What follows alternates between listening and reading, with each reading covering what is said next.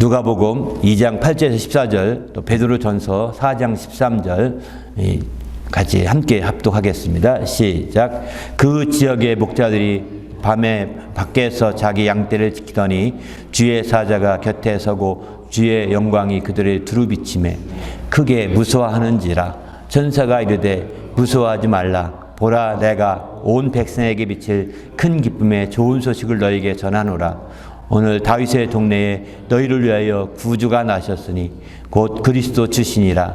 너희가 가서 강보에서여 구유에 누워 있는 아기를 보리니 이것이 너희에게 표적이니라 하더니 호련히 수많은 천군이 그 천사들과 함께 하나님을 찬양하여 이르되 지극히 높은 곳에서는 하나님께 영광이요 땅에서는 하나님이 기뻐하시는 사람들 중에 평화로다 하니라. 오리여 너희가 그리스도의 고난에 참여한 것으로 즐거워하라. 이는 그의 영광이 나타날 때에 너희로 즐거워하고 기뻐하게 하려 함이라. 아멘. 오늘 제목의 말씀은 기뻐하게 해서 누리며 살도록, 이런 제목의 말씀입니다. 이제 뭐뭐하게 해서 네 글자로 된 동사를 중심 나누고 있는데요. 뭐뭐하게 해서 뭐뭐하게 하려 합니다. 이런 말씀 중심으로 나누고 있습니다. 오늘은 기뻐하게 하려 합니다. 라는 말씀에 베드로전서 말씀을 생각하면서 성탄의 말씀을 좀 나눠보고자 합니다. 우리 그리스도인들은 참된 기쁨으로 기뻐하는 자들입니다. 우리가 참된 기쁨이다 라고 표현하는 것은 이 세상의 기쁨이 아닌 하늘의 기쁨을 가리켜 말하기 때문에 이렇게 표현합니다. 세상의 기쁨은 참되지 아니한 것은 세상의 기쁨이 바로 변하기 때문입니다. 세상의 기쁨은 어느 때는요, 1시간도 안 가서 변할 때가 있습니다. 하루는커녕 1년은 말할 것도 없고요. 그만큼 세상의 기쁨이 오히려 금방 근심으로 바뀌고 걱정으로 바뀌고 이렇게 됩니다. 때로는 그 기쁨이 슬픔으로 바뀌기도 하고요. 그만큼 우리는 세상에 있는 기쁨이 그냥 일시적이고 어떤 임시적인 기쁨일 뿐이지 이게 참된 것이 아니라는 것을 우리는 아셔야 되는 거죠. 오늘 우리가 성탄의 기쁨이라는 표현하는 것은 이런 참된 기쁨이지 이런 세상의 기쁨이 아닙니다. 이런 세상에 주는 일시적인 기쁨은 결코 아니라는 겁니다. 바로 우리가 성탄에 생각하면 보통 일반적으로 이제 선물의 기쁨을 많이 생각하지 않습니까? 이것은 선물로 말미암은 기쁨은 세상의 기쁨 중에 하나입니다. 바로 저는 성탄절에 선물을 아예 없앴으면 좋겠습니다. 왜냐하면 선물에 대한 너무 큰 기대가 예수님에 대한 성탄의 기쁨을 아예 뺏어가 버리는 겁니다. 뺏어가 버리는 거예요. 성탄도 아예 지나서 성탄 선물이라고 한 달 뒤에 주거나 이렇게 하면 어떨까 이런 생각이 들 정도예요. 2달 뒤에 주거나. 왜냐하면 그 선물에 올 마음 뺏겨서 주님에 대한 생각 온데간데가 없습니다. 주님의 은혜에 대한 생각, 성탄에 대한 그 기쁨은 온데간데 없어요. 생각도 안 합니다. 그거 주면 그거 풀르고 그거 다 조립해보고 만져보고 그거 하느라고 다 시간 보내잖아요. 이 중요한 성탄절에 누가 이렇게 했을까요? 누구의 괴계일까요? 이런 부모님의 괴계가 아니라 마귀의 괴계입니다. 마귀의 괴계예요. 마귀가 세상에 잡히도록, 세상에 붙잡히도록 하기 위해서 선물로 온전히 온 혼을 빼버리는 겁니다. 특별히 어린아이일수록. 성탄에 대한 질문이 얼마나 많겠습니까? 근데 성탄의 질문은 하나도 없고 오히려 여기에 온통 마음이 뺏겨 있는 모습들 보면 저는 안타깝습니다. 그런 의미에서 우리는 참된 기쁨으로 기뻐하는 자지 바로 세상의 기쁨으로 기뻐하는 자가 결코 아니라는 거죠. 그래서 우리가 하나를 행동하더라도 좀 더 진지한 믿음의 어떤 이런 도전과 행동이 필요하다고 저는 생각합니다. 그럴 때 우리 하나님을 더 기쁘게 하는 그런 성도요. 또 우리는 그 기쁨으로 더 기뻐할 수 있을 거라고 저는 확신합니다. 우리 모두가 이 성탄의 이 기쁨으로 정말 참된 기쁨으로 기뻐하는 성도가 되시길 바랍니다. 할렐루야. 그런데 이 성탄의 기쁨이 우리가 알다시피 이제 맨 처음 전달된 사람이 누굽니까? 그것은 바로 우리가 알다시피 목자들에게 전달됩니다. 왜 목자들에게 전달됐을까요? 오늘 본문에 보게 되면은 그 지역의 목자들이 밤에 밖에서 자기 양떼를 지키더니 이렇게 말합니다. 밤에 양떼를 지키더니 그런 그들에게 이제 천사들이 나타나서 이제 온 백성에게 비칠 큰 기쁨의 좋은 소식을 너에게 전하노라, 이렇게 전하는 거죠. 맨 처음 이 큰 기쁨의 좋은 소식을 전달받은 사람이 목자들이었습니다. 다른 사람이 아니었습니다. 물론 그 기쁨의 좋은 소식을 이제 그 누구보다도 그 멋진 마리아나 그 이제 남편인 요셉도 함께 누렸겠죠. 그러나 이제 그 부모가 아니고 이제 다른 사람으로는 목자가 맨 처음이었다는 겁니다. 그들에게 큰 기쁨, 작은 기쁨이 아닙니다. 어떤 크기에 큰다는 뜻보다는 위대한 기쁨이라는 뜻입니다. 위대한 기쁨의 좋은 소식. 이것을 우리는 복음이라고 표현하죠. 주님의 성탄의 그 복음이 이렇게 큰 기쁨으로 다가가기 때문에 성탄의 기쁨이 진정한 기쁨이요, 참된 기쁨이요, 하늘의 기쁨이라고 표현하는 거죠. 이런 기쁨으로 기뻐해야 진짜 참된 기쁨인데, 이런 기쁨이 아닌 다른 부수적인 기쁨으로 기뻐하는 것은, 이것은요 세상의 기쁨을 추구하는 겁니다. 세상의 기쁨일 뿐입니다. 그것은 오래가지 않습니다. 얼마 안 가면 그것 때문에 걱정도 하고, 얼마 안 가면 그것 때문에 후회도 하고, 얼마 안 가면 그것 때문에 낭패도 보고 그렇습니다. 우리는 그런 기쁨으로 우리가 살기 원하십니까? 아마 좀 더 안다면 그런 거 원하는 사람은 아무도 없을 것입니다. 바로 믿음 있는 자들은 누구나가 성탄의 기쁨으로 기뻐하기 원하는 거죠. 그런데 왜 목자에게 이것이 맨 처음 이렇게 전달됐냐 이거죠. 이 놀라운 큰 소식이 다른 사람도 많이 있을 텐데 왜 목자일까요? 저는 이 부분 놓고 계속 정말 기도 많이 했는데요. 기도하면서 이제 한 가지 2장 8절을 읽으면서 힌트를 조금 얻었습니다. 그 지역의 목자들이 밤에 밖에서 자기 양떼를 지키더니, 이 성탄절 전후가 밤이 가장 길고 낮이 가장 짧을 때입니다. 밤이 가장 길고 낮이 가장 짧을 때인데 요즘에도 5시만 돼도 깜깜해지지 않습니까? 그만큼 지금 이제 밤이 긴 때거든요. 그러니까 이 목자들은 이 밤이 길고 긴 밤을 이제 양들을 지키는 데 초점을 두고 있는 거죠. 원래는 양들을 키우는 목자는요, 그 양이 어둑어둑해지면 그 양들을 우리에 이렇게 몰아넣고 문을 잠근 다음에 자기 숙소 게르 같은 데 들어가 자는 거죠. 그게 일반적이라고 합니다. 그런데 여기는 지금 이 목자는 들어가 자고 있는 모습이 결코 아니죠. 아마 이 목자가 자기 양의 우리 속에 집어넣어놓고 들어가 잤더라면 천사들이 전해주는 이 놀라운 큰 기쁨의 좋은 소식은 듣지 못했을 것입니다.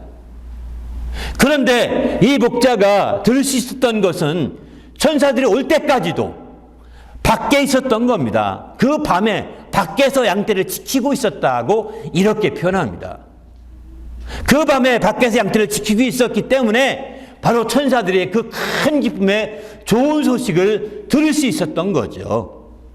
이런 측면에서 볼 때 이제 밤에 그 밖에서 지키고 있었다는 것은 아마 해가 짧기 때문에 양들이 어둑어둑해질 때까지도 그 풀을 뜯어 먹을 수 있도록, 모든 양들의 양식을 먹을 수 있도록 늦게까지 먹였던 것 같습니다. 왜? 일찍 밤이 되니까 일찍 어둑어둑할 때 하면은 먹는 양이 그만큼 줄지 않습니까? 늦게까지 먹이고 어둑어둑할 때까지 먹이고 어두워지면서 양들을 모으기 시작했던 것 같아요. 그러니까 그 밤에도 그 양들 곁에 있는 거죠. 지키고 있는 거죠.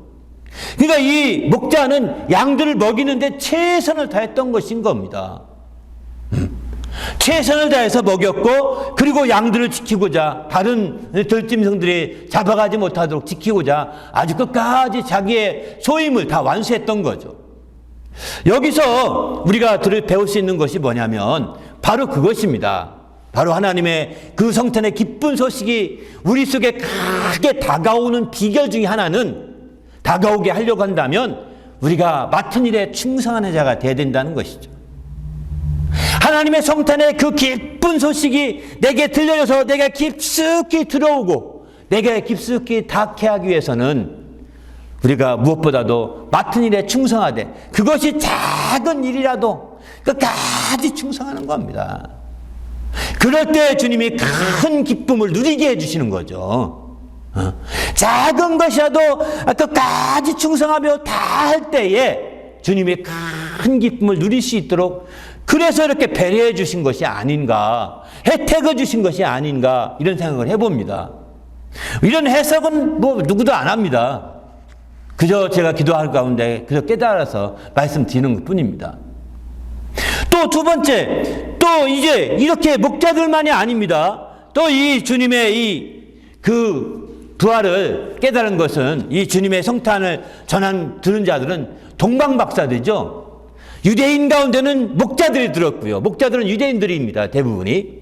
다 반면에 이제 외부인 가운데는, 이방인이라고 할까요? 외부인 가운데는 동방박사가 들은 거죠. 외부인 가운데는.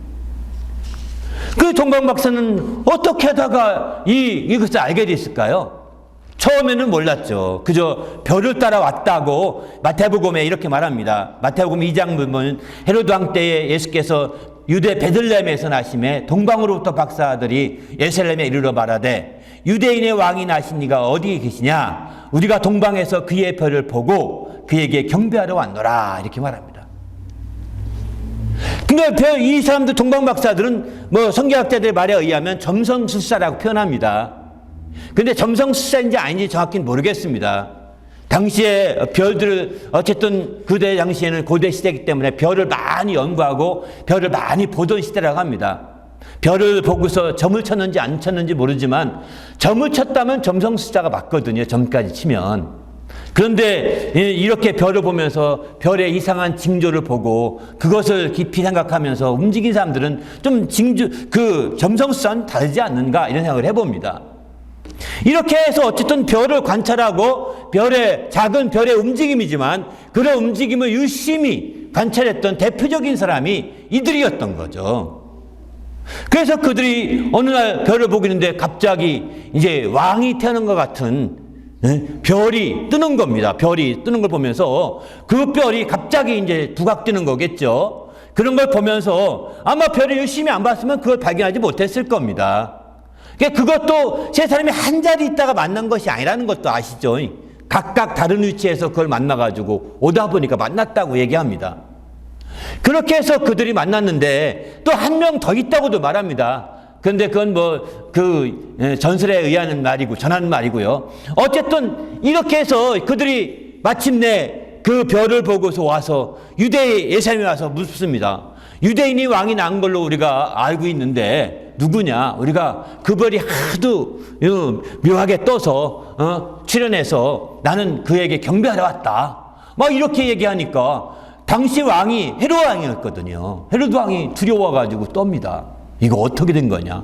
아니, 유대인의 왕이 났다면 이제 내 다음으로 그 아이가 왕권을 이어간다는 얘기인가 하면서 마음에 굉장히 두려움을 가지게 되는 거죠. 그래서 그에게 이제 물어봐서 더 얘기해 줍니다. 유대인에게 왕이 나느냐? 어디서 나느냐? 남이 어디서 나느냐? 물어봤더니 왕은 모르겠지만 메시아가 오는데, 메시아는 알다시피 다윗의 후손 가운데 와서 다윗의 왕통에 이어진 왕이라고 해서 그런 표현도 합니다. 이렇게 이제 구약의 예언의 말씀을 통해서 얘기하는 거죠. 그리고 그 메시아는 바로 이제 베들레헴에서 오게 됩니다. 예루살렘이 아니라. 그 사실을 알고서 이제 헤롯이 얘기해 줍니다. 이 동방박사들에게 얘기해 주고, 마침내 그 동방박사가 이제 듣고서 베들레헴으로 가게 되는 거죠.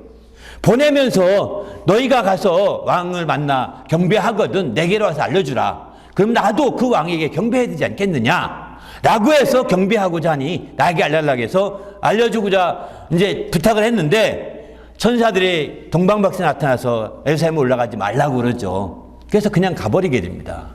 그 한참 기다리던 이 헤로드 왕은 그것이 잘못됐다는 사실을 알고서 무언가 분명히 보긴 왕은 왔는데 분명히 이제 이거 문제가 생겼다 생각하고서 마침내 그 어간에 2-3살 되는 아이까지 다 죽여버렸다고 했습니다. 그 어간에. 그래가지고 엄청 예루살렘이 온 유대와 베들레헴과 예루살렘에 다 아이들이 이렇게 큰 울음바다가 됐다. 가정이 울음바다가 됐다는 얘기를 성경이 나오죠. 그리고 이 동방박사는 마침내 돌아가게 됩니다.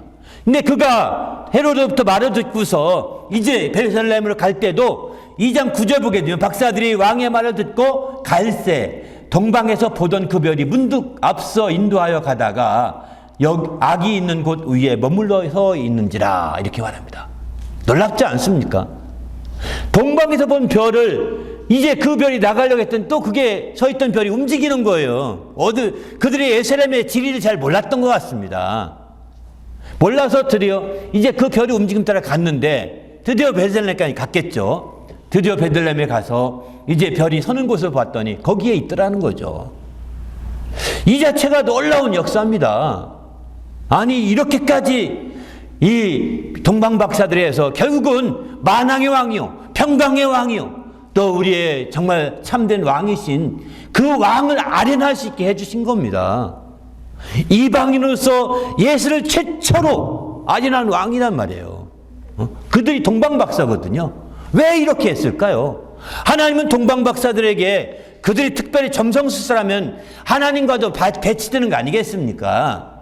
그럼에도 불구하고 왜 이들에게 만왕의 왕을 배울 수 있는 길을 열어주셨을까요? 무엇 때문일까요? 이 문제도 저는 이제 많이 기도하면서 이 문제도 하나님이 깨닫게 해주신 것은 바로 작은 움직임이라도 작은 미세한 움직임이라도 깊이 있게 관찰하고 그것을 놓치지 말고 거기서 하나님의 지혜를 얻어야 되겠다는 겁니다. 모든 움직임 하나하나에 다 뜻이 없는 게 없다는 겁니다. 모든 움직임에 크고 작은 움직임에 다 뜻이 있고 다 가치가 있는 거거든요. 그런 움직임을 귀담아 보고 유심히 살펴봐야 되는 거죠. 관찰하는데 막연히 뭐 이렇게 구경하듯 관찰하는 것이 아니라 열심히 살펴봐야 되는 겁니다. 그렇게 살펴보면서 이게 더 무슨 뜻일까? 이것이 하나님의 뜻과 어떤 관계가 있을까? 그 모든 움직임 가운데도 신성이 들어있거든요. 하나님이 신성이 들어있어서 그 신성을 통하여 자연계시라고 하는 신성을 통하여 깨달을 수가 있는 거거든요. 그런 깨달음을 통하여 어떤 사람들은 회개도 합니다. 작은 움직임, 미세한 움직임을 통하여 정말 그걸 깨달아서 회개하는 거죠. 그것을 통하여 깨닫고 찬송하고 하나님께 영광을 드릴 수도 있습니다. 그런 작은 움직임을 통하여 정말 유심히 관찰하고 살펴본 사람들은 거기에서 신성을 느끼고 깨달아서 이제 하나님께 감사를 돌리고 하나님의 이름을 높이는 그런 성도가 될 수도 있습니다. 동방박사는 이렇게 정말 작은 별들의 움직임이었지만 그 움직임을 열심히 관찰해보면서 이것은 하나님의 분명한 무슨 뜻이 있다. 한번 확인해 봐야 되겠다. 그런 작은 움직임 때문에 이렇게 움직일 수 있다는 것은 놀라운 일 아니겠습니까? 아니 이방인들이 유대인의 왕과 무슨 상관이 있겠습니까? 그런데 그들도 하나님을 아는 하나의 사람 이방인이었던 것 같습니다. 당시에만 하더라도 동방이라고 하는 페르시아 또 이렇게 지금의 그 파사 쪽에 알다시피 바벨론에 잡혀갔던 많은 유대인 후손들이 있거든요. 그들 후손 중에 하나가 아니었을까 생각도 합니다. 꼭 이방인이라기보다도. 그럼에도 불구하고 어쨌든 이건 믿거나 말거나고요. 중요한 것은 그들이 그렇게 작은 별들의 움직임 하나라도 놓치지 아니하고 열심히 살펴보고 있다가 그것을 통해 깊이 깨닫고 이것은 하나님의 무슨 뜻이 있다. 그러면 에스라엘에 가서 유대인의 왕이 나는 표시인데 이런 유대인의 혹시 어떤 병고가 있는지 어떤 일인지 한번 살펴봐야 되겠다 해서 가도 묻는 겁니다. 우리도 정말 이런 것들 작은 것들을 보면서 쉽게 넘어가지 마시고요. 그런 것들을 하나하나를 통해서 정말 깊이 깨달으셔서 움직일 수 있는 성도가 되시길 바랍니다. 할렐루야. 둔감해서 그런 거 전혀 생각지도 안 하고 그냥 막 사는 사람이 되지 마시고 그냥 하나라도 작은 오늘 우리가 코로나 같은 것이 엄청난 움직임 아닙니까? 이런 코로나 때 회개해 보신 적 있으신가요? 이 코로나 때문에 정말 회개하면서 이것으로 인하여 하나님 앞에 참으로 감사와 영광 돌린 적이 있으신가요? 우리가 진작에 이런 움직임에 대해서 생각해 보지 않으면 정말 그것을 통해서 깊은 깨달음, 신성을 느끼지 못하게 되면 우리는 그런 모든 것들이 다 그냥 지나가는 현상이에요. 지나가는 하나의 현상에 불과한 거예요. 그저 의례껏 있는 것처럼. 이제 코로나가 워낙 크게 한번 치고 갔는데 이다음부터 이제 전염병이 오게 되면 이제 어떡하려 합니까? 그런 움직임 앞에 우리는 어떻게 하면 좋을까요? 거기서도 하나님의 신성을 깨닫고 하나님의 그 뜻을 발견하고 그 뜻 앞에 회개하고 그 뜻에 이루기 위하여 영광을 돌리고 그 뜻이 이루어지도록 감사와 영광을 돌리며 찬양하는 성도가 되어야 되는 거죠. 이렇게 정말 하는 성도들에게, 이렇게 하고자 하는 자들에게 하나님의 성탄의 그 기쁨과 축복은 더 크게 다가오고, 그리고 만왕의 성탄으로 임하신 우리 세상에 임하신 만왕의 왕을 뵐 수 있는 길이 열리는 겁니다. 그분을 아련할 수 있는 거죠. 왕을 뵙는 것을 아련한다라고 표현하죠. 아련할 수가 있는 겁니다. 그저 세상 사람 구경하듯이 그 가는 것이 아닙니다. 왕을 뵈러 가는 거거든요. 그분께 경배하러 가는 거거든요. 이런 역사가 주님 안에서 이어지시기를 예수님의 이름으로 부탁을 드립니다. 할렐루야. 그런데 우리가 알다시피 정말 이것은 주님이 이렇게 초림할 때에 바로 그분의 영광을 보고서 하는 거예요. 오늘 본문에 베드로전서 4장 13절 보게 되면은 그의 영광이 나타날 때 너희로 즐거워하고 기뻐하게 하려 함이라 이렇게 말했습니다. 주님의 초림하실 때도 영광이 나타날 때입니다. 그 영광이 나타날 때 그 영광을 보고 기뻐하고 그 기뻐하게 하려 함이라고 이렇게 표현하고 있죠. 실제로 여기 보면 지극히 높은 곳에서는 하나님께 영광이요 땅에서는 하나님이 기뻐하시는 사람들 중에 평화로다 이렇게 누가복음 2장 14절에 찬송하기도 했습니다. 이렇게 실제 놀랍게 하나님의 영광이 나타난 겁니다. 그 자체가 요한복음에 보게 되면 말씀이 육신이 되어 우리 가운데 거하심에 독생자의 영광이 충만하더라고 했습니다. 바로 말씀이 육신이 되어 우리 가운데 성탄하실 때에 독생자의 영광이 있었던 겁니다. 그 영광이 나타날 때에 바로 큰 기쁨의 좋은 소식이 전해져서 기뻐하게 하려고 했던 것이죠. 이게 성탄인 것이죠. 근데요, 성탄으로 이렇게 영광이 나타나서 기뻐하게 하는 거 끝나지 아니하시고 주님이 오늘 베드로전서 4장 13절은 주님의 재림의 영광을 이렇게 말하게 됩니다. 성탄 때의 영광도 있지만 주님이 재림하실 때는 그 영광은 이유만할 수가 없다는 것입니다.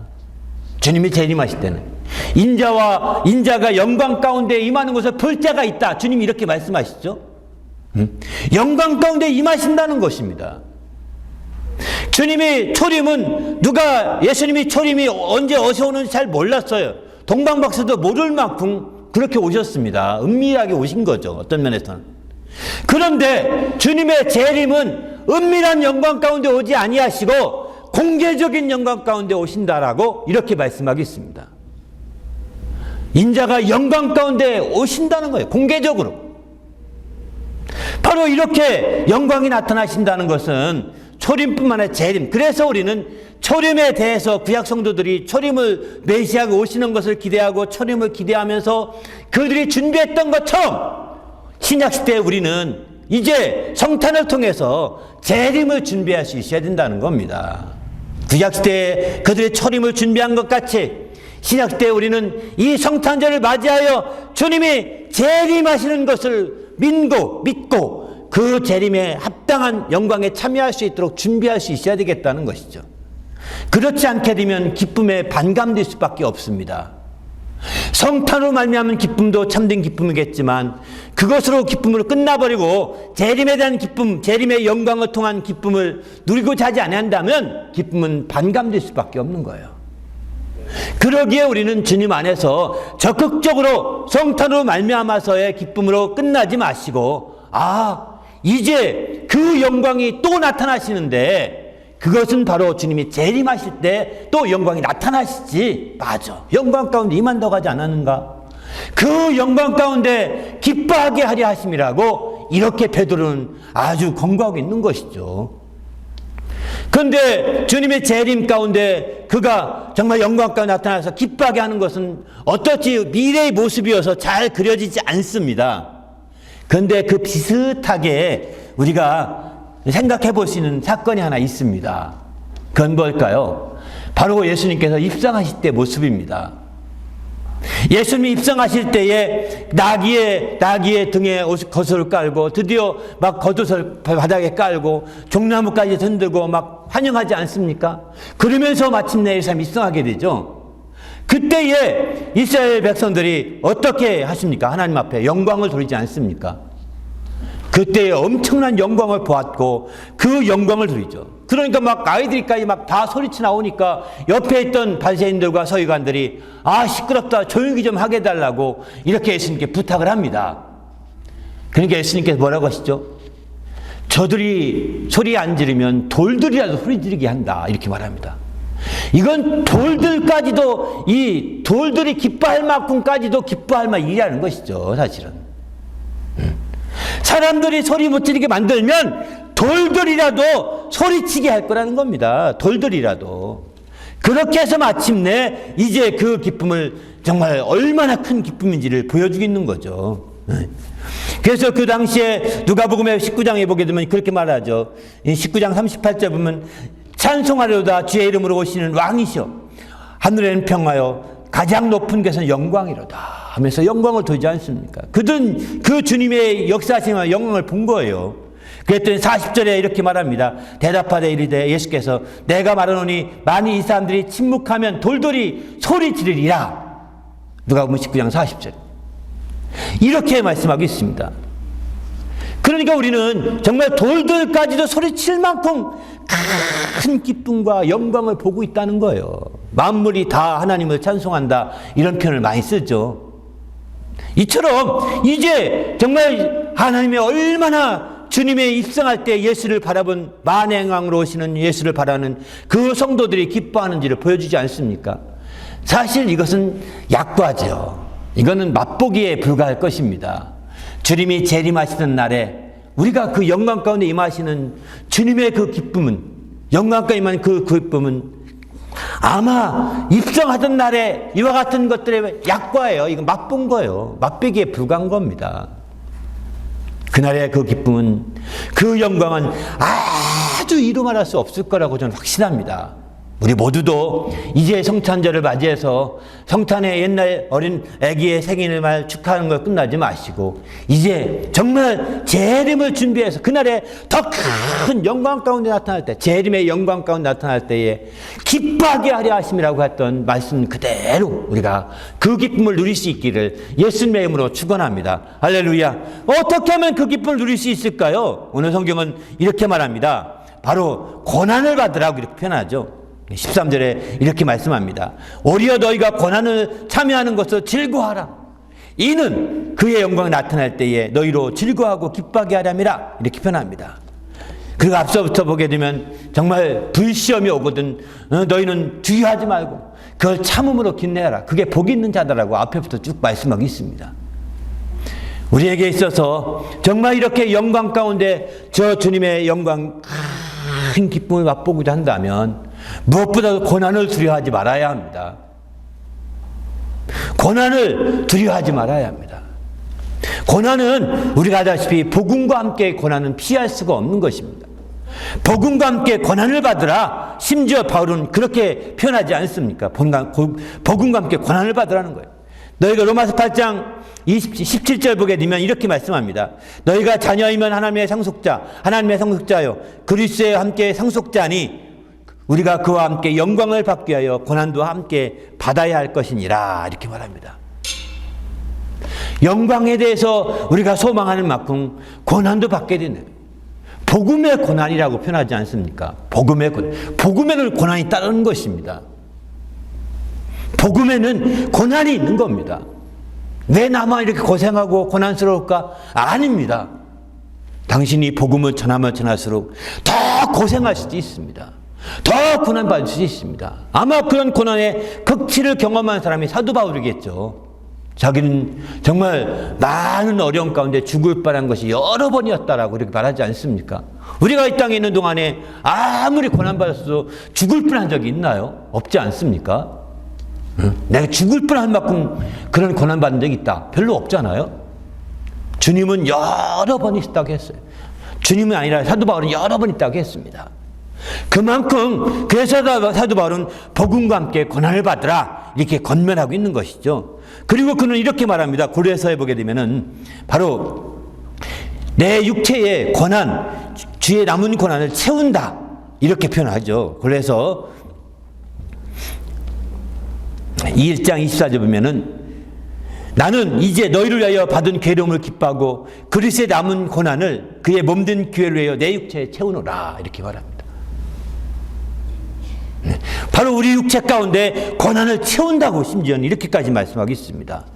그러니만큼 우리는 이제 정말 우리가 철저히 이 땅에 있는 동안에 이제 고난을 받는 것을 주저하지 마시고 그 고난을 온전히 인내로서 참게 되면 고난을 받는 참여함으로 즐거워하라고 했는데 이렇게 하게 된다면 영광이 나타날 그때에 더욱더 기뻐하고 더욱더 즐거워하는 성도가 될 수 있다고 저는 확신합니다. 바로 이것은 바로 주님의 재림에 대한 그만큼 많은 우리의 마음이 얼마나 있느냐에 따라 달려있는 것입니다. 지금도 우리가 알다시피 유대인들은 주님의 초림을 믿지 않습니다. 그들은 여전히 주님의 초림을 기대하고 있습니다. 많은 유대인들이. 물론 일부 유대인들 가운데는 예수 믿는 유대인들은 메시아의 크리스찬이라고 해서 그들은 유대인들은 예수 믿죠. 그러나 대부분의 사람들은 예수가 메시아로 믿지 않습니다. 똑같습니다.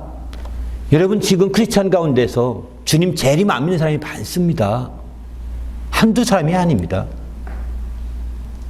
주님 재림 안 믿는 사람이 많아요. 그냥 아예 오신다는 얘기죠. 그것은 초대교회 당시부터 있었습니다. 주님이 온다는 그 약속이 안 온다 이거죠. 왜? 오신다고 이제 벌써 한 세가 지났는데 안 오시는 거 보니까 안 오신다는 거예요. 자기 쉽게 생각으로 자기 식으로 판단해 버리는 거죠. 아닙니다. 반드시 오십니다. 주님이 재림하셔야 영원한 우리의 속죄를 위한 영원한 제사가 완성되는 것입니다. 재림이 없으면 우리의 영원한 속죄가 다 헛것이 되고 말게 됩니다. 그가 피를 흘려서도. 그가 마지막 점을 찍어야 되는 거예요. 재림을 통해서.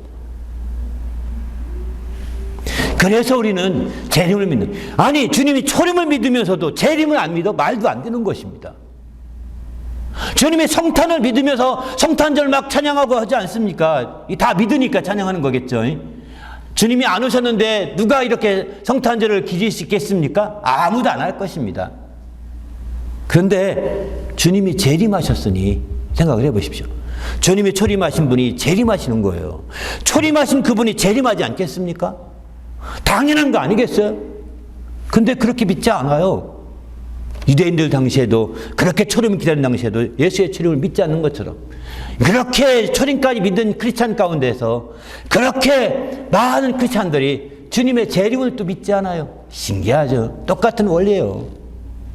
이제 우리는 이 성탄절에 정신을 바짝 차려서 믿음이 없는 자들과 같은 길을 가지 마시고 정말 믿는 성도들과 함께 영광이 나타나실 그때에 기뻐하게 하려고 하신 하나님의 그 뜻이 이루어지도록 더욱더 그 주님의 초림의 영광과 재림의 영광을 우리가 더 깊이 깨닫고 그것으로 말미암아 정말 기뻐하고 즐거워하는 성도가 되시기를 예수님의 이름으로 축원합니다. 할렐루야. 함께 기도할 때 하나님, 내가 철저히 주님의 초림과 재림의 영광을 통해서 우리가 참으로 더욱더 주님의 그 기쁨을 누리는 성도가 되게 하시고 그것으로 말미암아 참된 하나님의 성도가 될 수 있도록 축복해 달라고 간절히 합심해서 기도합니다.